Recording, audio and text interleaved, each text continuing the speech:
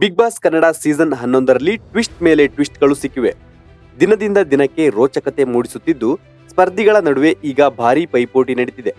ಅದರಲ್ಲೂ ಬಿಗ್ ಮನೆಯಲ್ಲಿ ಮಹಿಳಾ ಮಣಿಯರಾದ ಮೋಕ್ಷಿತಾ ಪೈ ಮತ್ತು ಗೌತಮಿ ಜಾಧವ್ ನಡುವೆ ಇರುವ ಮನಸ್ತಾಪ ದೊಡ್ಡದಾಗಿದೆ. ಏನದು ಮನಸ್ತಾಪ, ಯಾಕೀ ವೈರತ್ವ ಅಂತೀರಾ?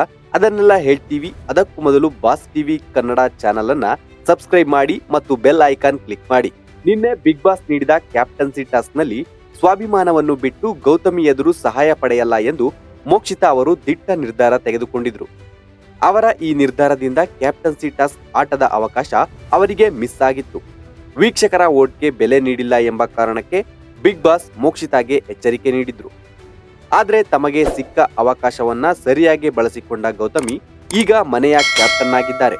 ಇದನ್ನ ಮೋಕ್ಷಿತಾಗೆ ತಡೆದುಕೊಳ್ಳಲು ಆಗದೆ ನಾನು ಈ ವಾರ ತಲೆಕೆಡಿಸಿಕೊಳ್ಳಲ್ಲ ಎಂಬ ಉಡಾಫೆಯ ಮಾತುಗಳನ್ನಾಡಿದ್ದಾರೆ.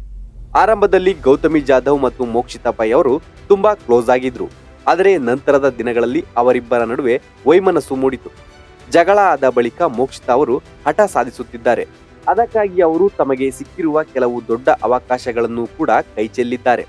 ಬಿಗ್ ಬಾಸ್ ಮನೆಯಲ್ಲಿ ಕ್ಯಾಪ್ಟನ್ ಆಗುವ ಅವಕಾಶವನ್ನು ಕೂಡ ಮೋಕ್ಷಿತಾ ಅವರು ಕಳೆದುಕೊಂಡಿದ್ದಾರೆ.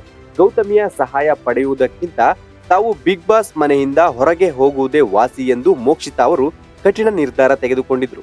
ಸದ್ಯ ಒಂದು ಪ್ರಶ್ನೆ ಈಗ ಎಲ್ಲಾ ಬಿಗ್ ಬಾಸ್ ವೀಕ್ಷಕರಲ್ಲಿ ಎದ್ದಿದೆ.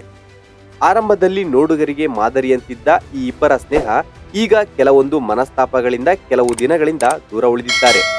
ಮೋಕ್ಷಿತಾ ಪೈ ಏಕಾಂಗಿಯಾಗಿ ಆಟ ಆಡಬೇಕು ಅಂತ ದೋಸ್ತಿ ಬಿಟ್ಟು ಬಂದಿದ್ದಾರೆ.